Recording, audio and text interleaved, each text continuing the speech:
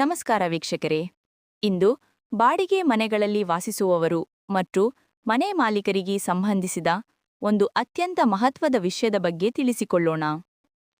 ಸರ್ಕಾರದಿಂದ ಈಗ ಬಾಡಿಗೆ ಮಾಲೀಕರಿಗೆ ಹೊಸ ಎಚ್ಚರಿಕೆಯ ಆದೇಶ ಹೊರಬಿದ್ದಿದೆ.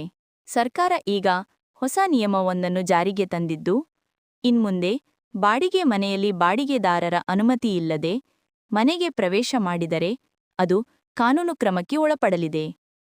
ಹೀಗಾದರೆ ಈ ಹೊಸ ನಿಯಮ ಏನು ಮತ್ತು ಯಾರಿಗೆ ಅನ್ವಯಿಸುತ್ತದೆ ಎನ್ನುವುದನ್ನು ವಿವರವಾಗಿ ತಿಳಿದುಕೊಳ್ಳೋಣ.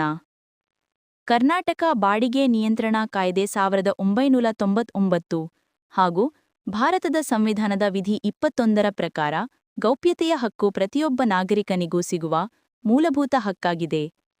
ಆದ್ದರಿಂದ ಯಾರಾದರೂ ಬಾಡಿಗೆದಾರರ ಅನುಮತಿ ಇಲ್ಲದೆ ಅವರ ಮನೆಯೊಳಗೆ ಪ್ರವೇಶಿಸಿದರೆ ಅದು ಗೌಪ್ಯತೆಯ ಉಲ್ಲಂಘನೆ ಎನ್ನಲ್ಪಡುತ್ತದೆ. ವಕೀಲರ ಪ್ರಕಾರ ಇಂತಹ ಸಂದರ್ಭಗಳಲ್ಲಿ ಬಾಡಿಗೆದಾರರು ನೇರವಾಗಿ ಪೊಲೀಸರಿಗೆ ದೂರು ನೀಡಬಹುದು. ಇದೇ ರೀತಿಯಲ್ಲಿ ಕೆಲ ರಾಜ್ಯಗಳಲ್ಲಿ ಜಾರಿಯಲ್ಲಿರುವ ಮಾಡೆಲ್ ಟೆನೆನ್ಸಿ ಆಕ್ಟ್ 2021ರ ಪ್ರಕಾರ ಮಾಲೀಕರು ಮನೆಯಲ್ಲಿ ಪ್ರವೇಶಿಸಲು ಕನಿಷ್ಠ 24 ಗಂಟೆಗಳ ಮುಂಚಿತವಾಗಿ ಬಾಡಿಗೆದಾರರಿಗೆ ಲಿಖಿತ ನೋಟಿಸ್ ನೀಡುವುದು ಕಡ್ಡಾಯವಾಗಿದೆ. ಅನುಮತಿ ಇಲ್ಲದೆ ಪ್ರವೇಶಿಸಿದರೆ ನ್ಯಾಯಾಲಯದ ಆದೇಶದ ಪ್ರಕಾರ ದಂಡ ಅಥವಾ ಶಿಕ್ಷೆ ವಿಧಿಸುವ ಸಾಧ್ಯತೆ ಇದೆ.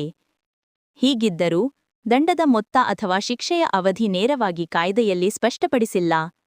ಅದು ಪ್ರಕರಣದ ತೀವ್ರತೆ ಮತ್ತು ನ್ಯಾಯಾಲಯದ ನಿರ್ಧಾರಕ್ಕೆ ಅವಲಂಬಿತವಾಗಿರುತ್ತದೆ. ಮಾಲೀಕರು ಪದೇ ಪದೇ ಅನುಮತಿ ಇಲ್ಲದೆ ಮನೆಯೊಳಗೆ ಪ್ರವೇಶಿಸಿದರೆ ಅಥವಾ ಬಾಡಿಗೆದಾರರಿಗೆ ಬೆದರಿಕೆ ಹಾಕಿದರೆ ಅದಕ್ಕೆ ವಿರುದ್ಧವಾಗಿ ಕಟ್ಟುನಿಟ್ಟಿನ ಕಾನೂನು ಕ್ರಮ ಜಾರಿಯಾಗುತ್ತದೆ.